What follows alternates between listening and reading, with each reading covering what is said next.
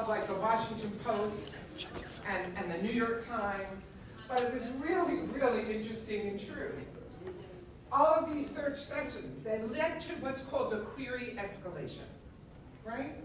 So you start with headache. This is what they found. People start, I have a headache. Let me go see. Oh my God, I have a headache. Well, from headache, it went to headache, tumor. What do you mean headache, tumor? And from headache, tumor, it went to brain tumor treatments. And someone just had a headache. You're okay, go. Don't worry about it. And so the truth is that it could have been coffee. You know, it could have been caffeine, which I get when I decide I have no more caffeine. I'm not doing this, and my head explodes about 3 in the afternoon, shaking your head about. Yeah. Right. And we laugh about this a lot in the cancer center because those of us who live, eat, and breathe in the world as professionals in oncology, we don't get headaches, we get brain tumors. Oh my God, I have to go downstairs and see if they'll do an MRI. I have a headache. Really. So we know not all information is good information. We know we go to the internet to get information. We have to be careful what we're putting in to get the information we get. And then, where does it come from? What are you reading? Who put it out there? You know, the best information, and obviously I'm biased, is from expert health organizations, government agencies, universities. Then we start to kind of taper off and start to be concerned. Who's selling you what? Who's got a special interest that they want you to be involved in? I'll call out Loma Linda. I'm going to call them out. Anyone here from Southern California knows Loma Linda. You can call him. Alison said, my uncle runs the program. He's always yelling at me. I don't work with or for him. But I constantly give, Loma Linda's not far from where I work. One of the first proton therapy, proton beam for prostate cancer in the country was in Loma Linda. What I constantly was calling them out on is there's this great support group. It's online and it was all, and if you don't research deep enough, you don't know that Loma Linda financially supports that group's existence. That's not okay. That's automatically, no wonder these guys all think that proton beam is the end all and be all. So be really concerned. Certainly blogs can be great, but they're someone's opinion. That's all they are. And then we go right to, hello, we go right to scams. We want to make sure they're not selling you something, because remember, what's the biggest bonus and the biggest drawback to information on the internet? It's faceless, unless you're doing webinars. It's anonymous. Anyone can say anything, you can't find them, unless you're a super sleuth or that's your business or the government, right? So you really, really want to be careful. Is it a professional site? Is it real? Is it bogus?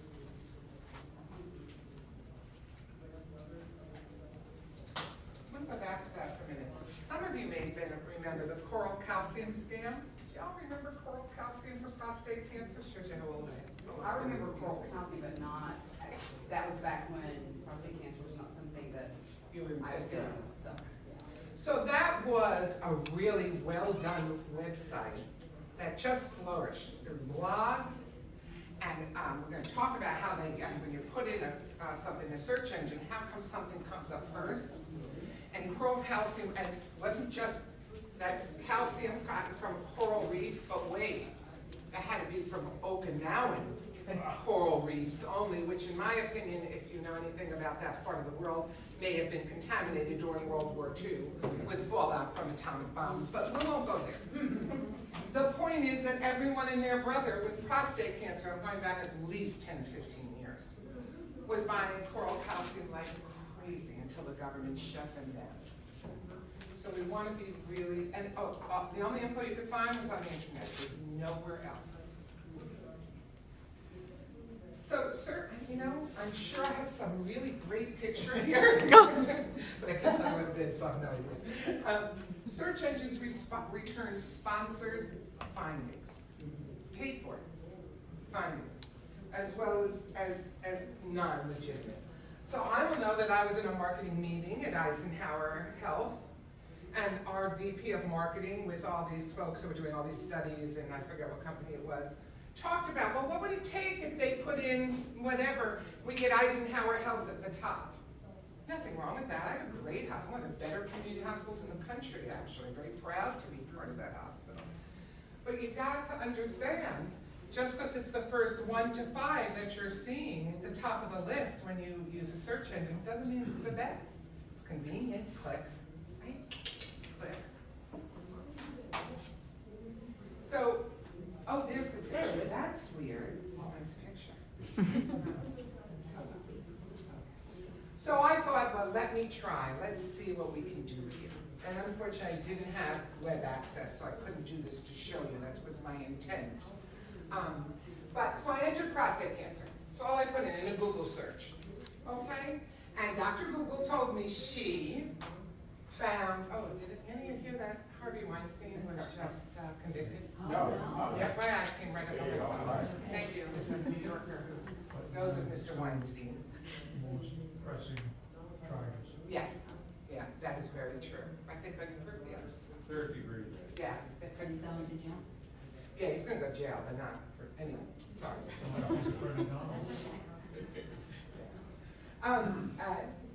So I put in prostate cancer. So first of all, what totally blew me away was I got 102 million results, 102 million results in 0.58 seconds. Who knew? I didn't know that much. That's ridiculous, you guys. And no one can ferret through all this information. No one. It's impossible. The first one to come up, look at that. Part of this, my guess is there's findings now, finally, some head-to-head research that is indicating that proton at this point in time is no better than photon for prostate. Just want to be clear on that. It is for certain childhood cancers, GYN cancers, and brain cancer. And that's why proton beam centers are opening around the country, so I am not dissing proton. But there's not one head-to-head study yet that clearly shows proton, photon, and proton being better. So people got that proton beam is expensive. So I have to find people. So I put this in and up this comes. I click on it and nothing happens. I call the number, it no longer exists. Someone shut them down. Or they went out of business. My guess is someone shut them down. So we really, really, really want to be careful. What's the biggest ad you see, no matter what state you're in? What's the name of the cancer center? It's always on TV. Cancer Treatment Centers of America. There you go. Y'all know about it, right? You see it all the time, right? They're the best. What's it called? Cancer Centers of America. Cancer Treatment. The best, Right. right? The best. They offer things you can't get anywhere else. Yeah. Nutrition, support. You can get all those things in other places. At Cancer Treatment Centers of America, what they don't tell you is they charge you for that. Yeah. Whereas other cancer centers don't. Interesting. So be careful what we're hearing out there. So you start, you put your search in, up comes, ask yourself some questions before you take it as valuable. Okay, is it run or paid for by an individual or organization? Right? And if it is, I forget the individual, but what type of organization? You should be able to find that out easily and quickly. Okay? And on a site makes it pretty easy to find out information. They almost always have an About Us. Click About Us. And there you see people's faces and what they do. Do zero prostate cancer. Click on About Us, go to the board. Pictures of every one of us, a scientific advisory board. We're right there. You can read about us, who we are, where we come from, what we believe in. It also helps if you look at the letters at the end of the site. So .edu means it's source of, I'm missing a T. Source of the information is part of an educational system. Okay? American educational system. That's important. That goes from elementary up through university. .gov means it's a source of the US government or our tribal nations. No one can use either of those. .com or .net, it's commercial or private source. Doesn't mean it's bad, but it's a commercial or private source. Who are they? What are they trying to sell you? What are they trying to convince you of? When I did this presentation just a few years ago, .org meant something, was a nonprofit. That went away. Law was changed, no one knew about it, no one heard about it. All of a sudden, about 2015 or 16, now anyone can put in .org. No one's looking over their shoulders anymore, so please be careful of that. I certainly didn't know about it, and I do this for a living. So if you want to know if an organization is a nonprofit, any one of these three sites will help you. And they're really good sites. GuideStar's been around a really long time. I had not heard of charitycheck101.org. .org. So we put in the site. It doesn't mean that up on top is the most impressive or important. We want to know whose site it is. What are they trying to tell us or sell us? How can we find out more about them? eat.edu.gov.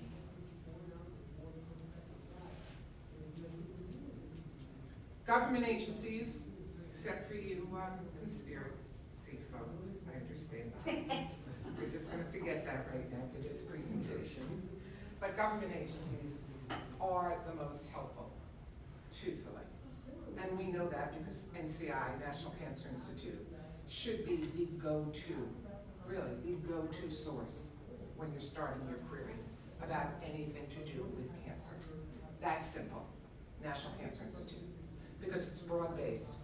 So it's not only about your diagnosis, and they've got every one of them in there just about, but it's also about coping,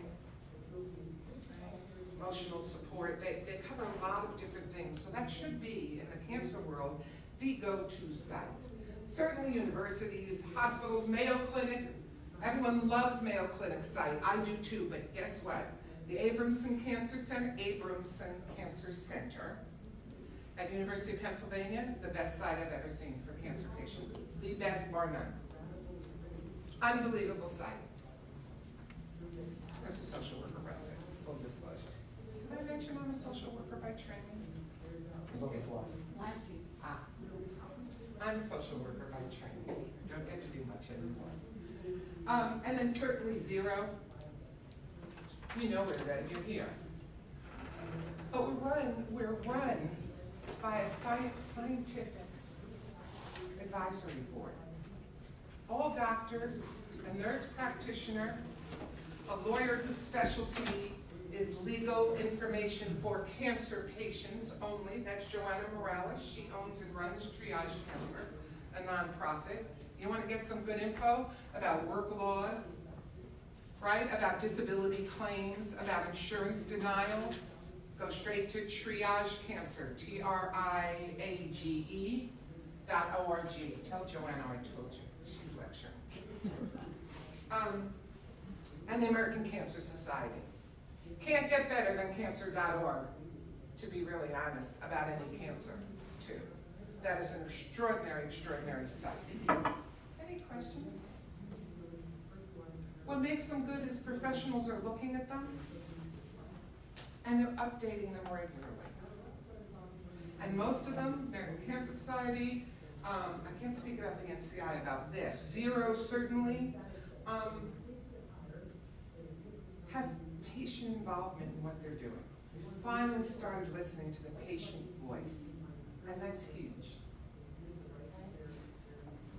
So if they're trying to, I don't need to tell you this, if they're trying to sell you something, then how accurate is that information? You know, don't we always want to put everything in the best light possible to get you to buy? Sure we do. So it's not that it's bad information, we just don't know how accurate it is. You give me any statistics, sorry, I'm just looking for tissue. You give me any statistics And I guarantee you that I can turn them around and make them look to whatever benefit I want to. Because that's what statistics are about, is numbers. That's all it is. So you want to be really careful about that.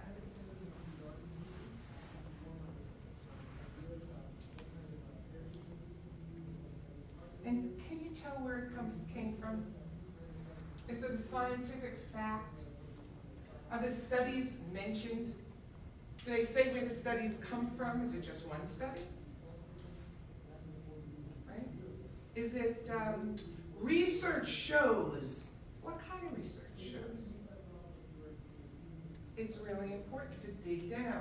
And personal stories and experiences are huge. They are huge, and that's why good support groups, support and information groups work really well when people can share and tell their story and their experience. But you can't really check them for accuracy. It's someone's story. Can you call them a liar to their face? Or, I mean, well, I guess people get nasty and do that. But that's not helpful.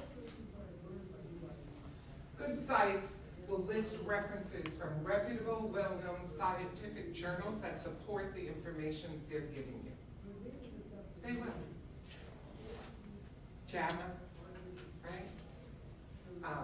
Look for things, ASCO, Society of Clinical Oncologists, urologic sites, the AUA, American Urologic Association, all of those are very professional. And then you know the big universities again.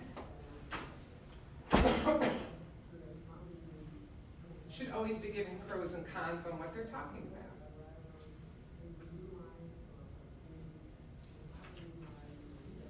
And who's reviewing the information?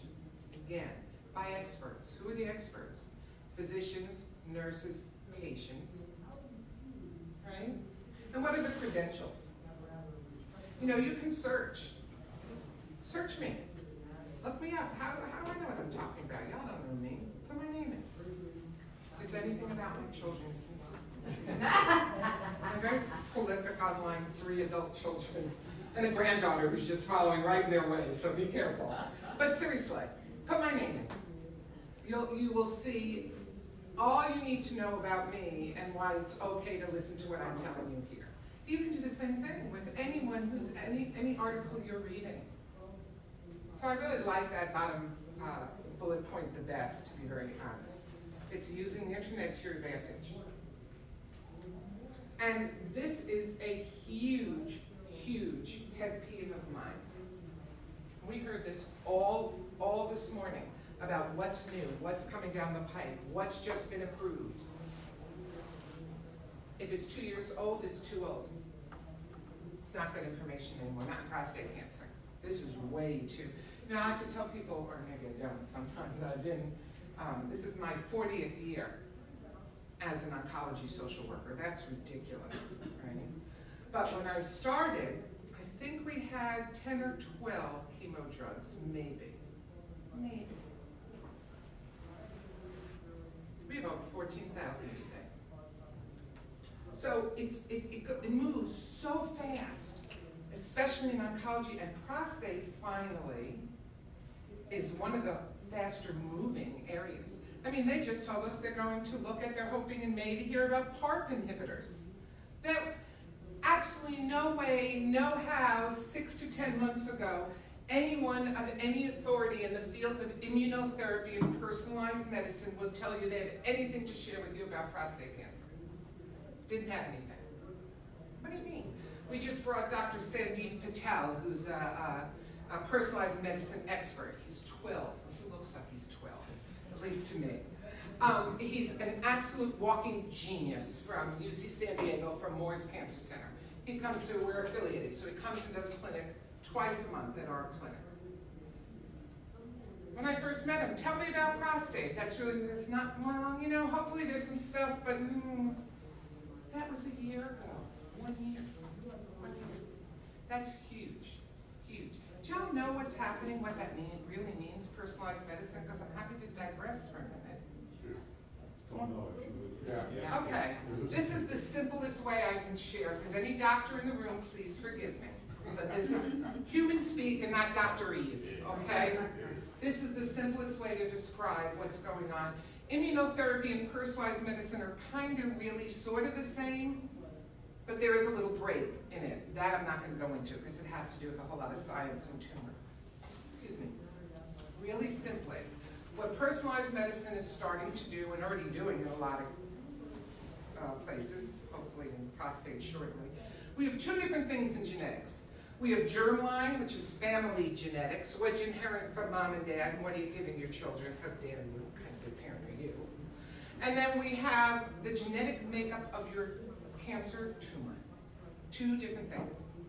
Okay. In personalized medicine, what we're starting to do is finally, we map the genome, we can identify it, and every day we're finding new genes to identify, new mutations. So they look at the genetic mutation of your cancer cell, not what mom and dad gave you, but what makes up of your cancer cell. And they go, oh, that's interesting mutation, because even though, hey, come on in, even though you have, let me not do prostate, because we're not doing it. Even though you have liver cancer, that same mutation showed up in lung. I'm making this up, it's an example. Well, I have this great drug that's working really well in lung, and you have the same genetic mutation in your gene. Maybe I should try that drug for you in liver or bladder, and guess what? It's working. So now everyone's scrambling because we didn't used to do that. It used to be, oh, you have this kind of tumor, this is your drug. And then when that drug's done, then here's your other. Well, now we're seeing, isn't that amazing? Certain drugs, now that we could do some genetic testing, molecular testing, certain drugs will work, doesn't matter the cancer. So this is the future of cancer, and this is why we're really excited about these PARP inhibitors with prostate, because we've never been able to do that before. Make sense? A little helpful? And what exactly is that for? Can't tell you. Just a term. You don't want to hear what, yeah. It's a receptor on a gene. Anyone, any pharma people in here can answer that better than I?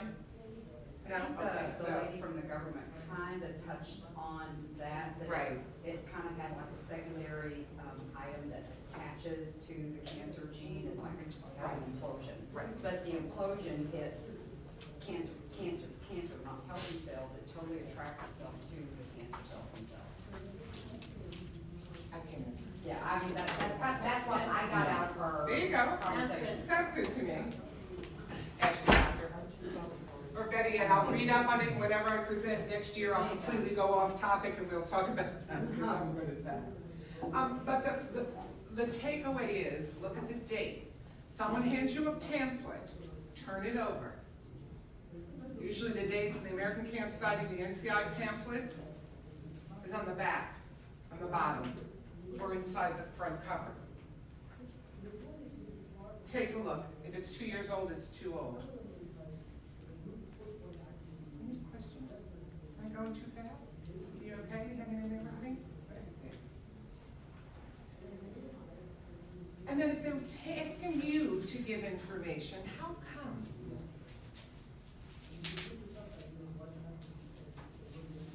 You would be amazed how many people still will give personal information over the internet. Over the internet.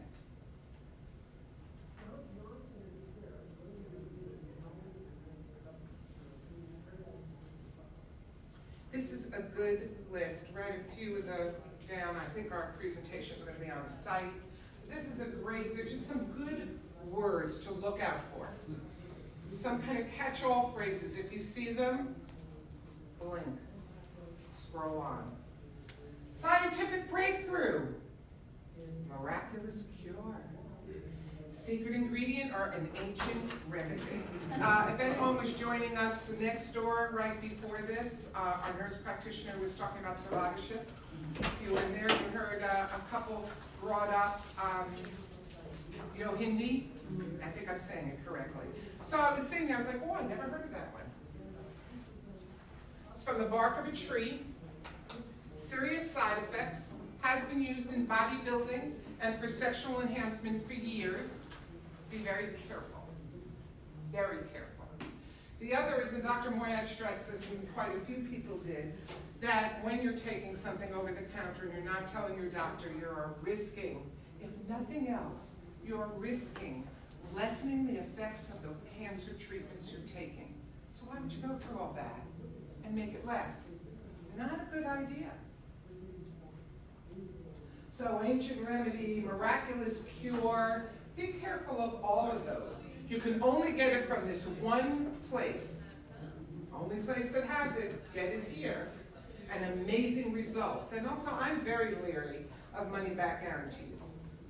They're almost always not really a money-back guarantee. So check the fine print really carefully. And if there's no company name, address, phone number, or contact info that you can verify using the web, it's a scam. Because every company wants to be contacted.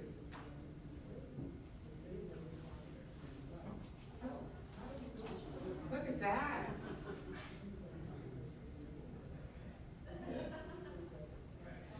So let's talk about natural cancer treatments.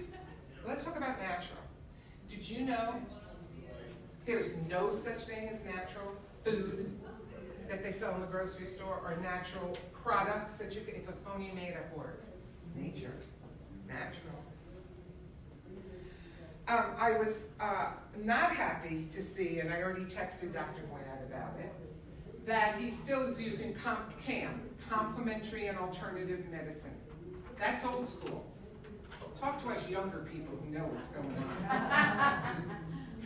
Really, the word today is integrative. Rarely do you find the term CAM used anymore. Complementary, alternative, you know, buyer beware, be careful. Why would you do that to yourselves? You're already fighting cancer. Why would you introduce something that could cause you problems?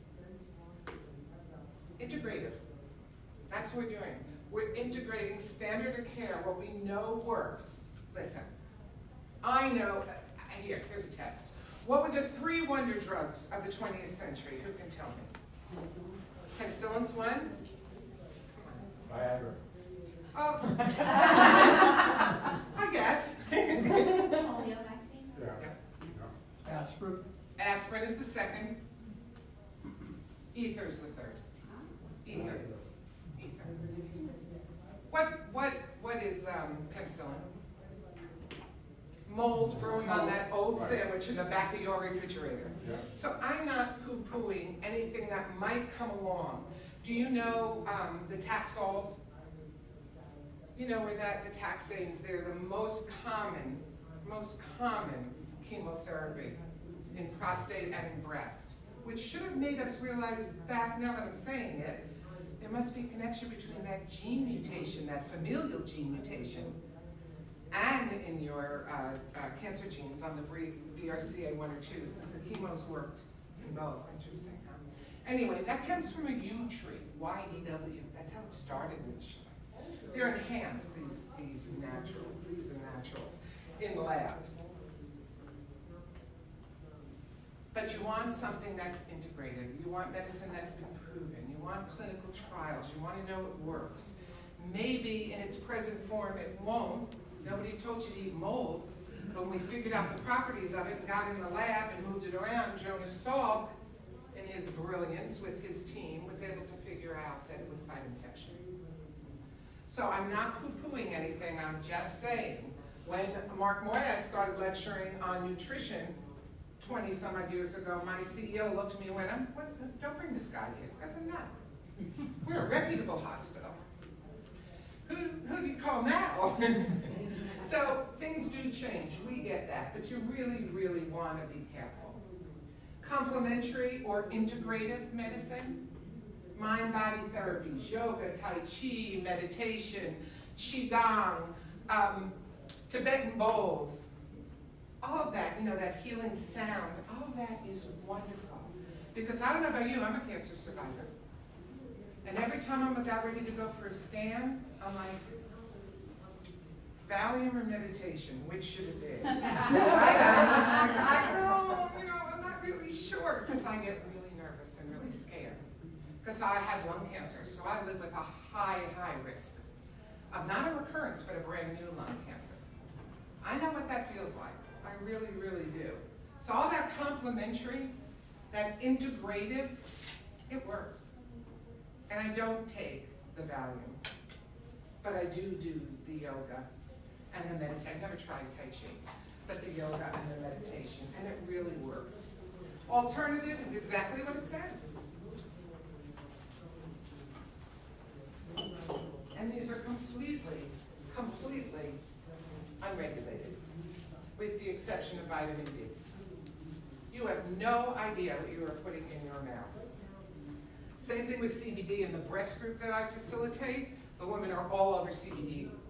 All over it. They love it. Oh, it helps the arthritis. I rub it on here. They just are crazy about this CBD. Remember, I live in California, so pot's also now legalized. Everyone's stoned. It's the most ridiculous thing I've ever seen. Well, in DC too. Oh, really? Oh, I didn't know that.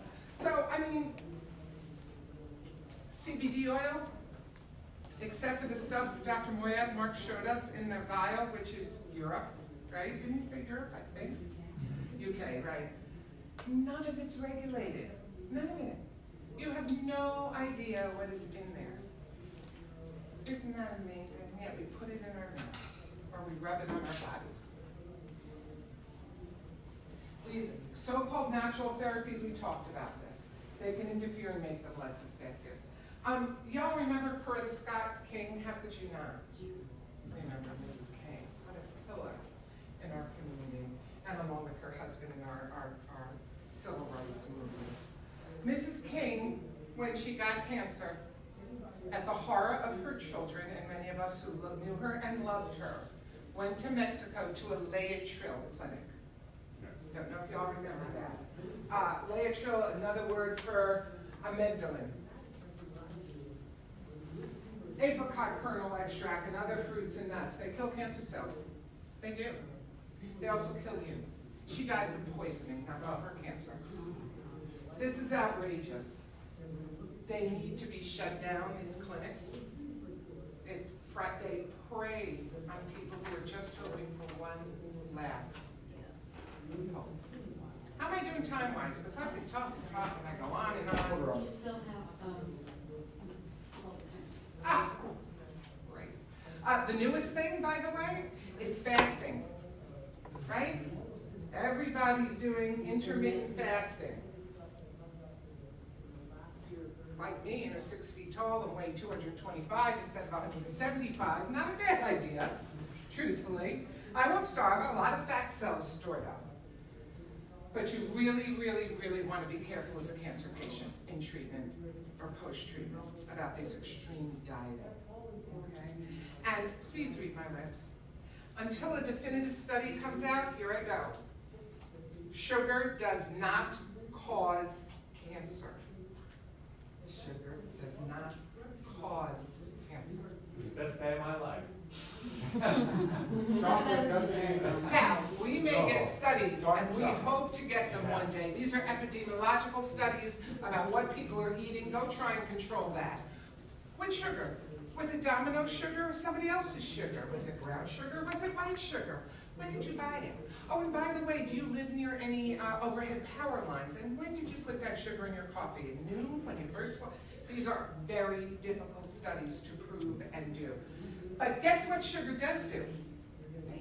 Makes you fat, right? So I keep pointing at my weight as a way, but honestly, gentlemen, if you look down and you have not seen your penis in years, you are too fat. It's too big. That is not a good thing, okay? So we really do want to be careful about sugar. We just don't want you restricting, especially healthy calories. That is huge, huge, truthfully. It disrupts the body metabolism. Weight loss can lead to malnutrition. We're us cancer folk are at all kinds of risk for different things about our weight. Being overweight, being underweight, being depressed, we eat too much, we eat too little. This is a really tough, tough area. But what we don't want to do is we don't want to lessen our survival. We want to do things that are healthy. We all know what healthy foods are. Come on. Every one of us right now. What's the best, healthiest lunch you could eat? What's a healthy lunch? Vegetables. Grilled chicken Plain chicken. with some broccoli. Vegetables, lean chicken, fish, tuna fish, not too much mayo, but a little mayo because fat's good for your system. Right? What's a healthy breakfast? Egg whites. Egg whites. You can have egg yolks now, actually. People like egg yolks. Oatmeal. I mean, we know what to eat. We know all this. Right? This is not, huh? I said a third a cup. Right. Bread, yogurt. You know, he's so light. He does not have that little big cup bowl in his house. I can tell. He's a liar. But yeah, we know what to do. Almost, this blew me away. This is, look at the date. This is American Cancer Society, cancer.org is the American Cancer Society. The date, right? 1 year, that's all. Almost 40% of Americans believe cancer can be cured through alternative therapies alone. People who use alternative therapies in place of standard treatments have much higher death rates. It is very hard for any of us who love someone. It is very hard for those of us who work in this field. Sit with patients like, we don't want to abandon them. In our cancer center, we do not. You are not allowed to abandon a patient. So we do our best to hang in there with a patient who refuses the treatments that we are recommending. It is heartbreaking to sit with those patients as they die. Heartbreaking. Everyone know what Steve Jobs said at the end of his life? You should have gone to the doctor. Yeah, I made a mistake. I should have gone to the doctor and taken the treatment.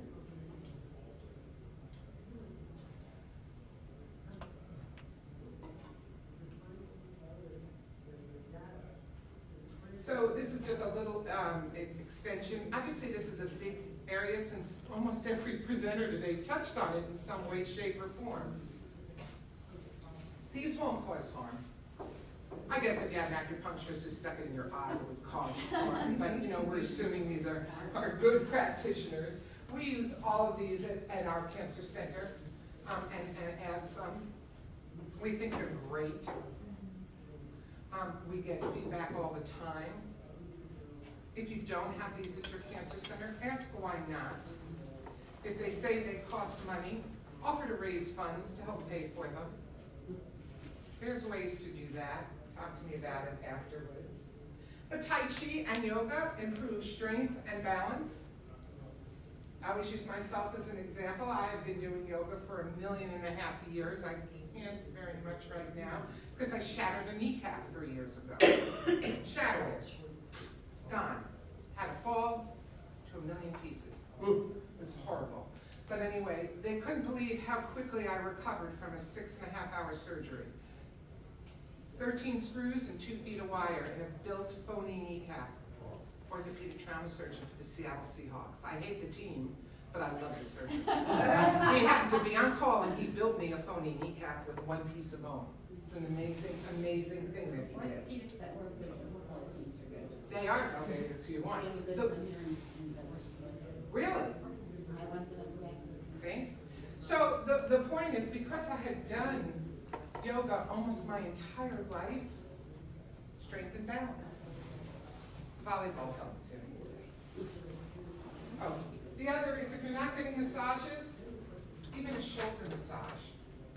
Significant other can massage you, it can be fun. Right? Now that brings us to, again, I digress, I can't help it. We talked about intimacy and closeness. Men and women, and there's this, thank you, 5 minutes. There's this great presentation that's happening later today, I believe.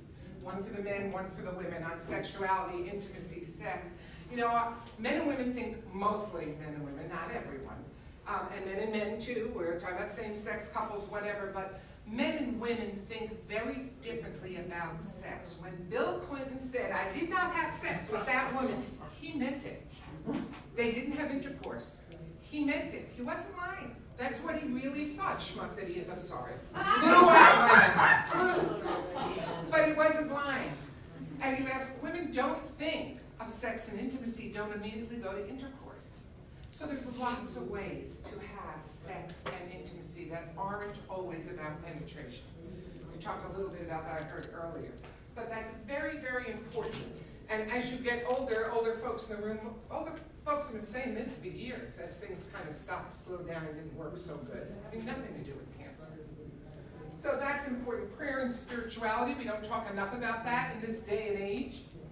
And we should, because it feels really good. And honestly, how many of us listen to our favorite music and don't go, right? That's therapeutic. That's huge. So again, I'm not only talking about the internet, sorry, but if you have Pandora, we can tie it in.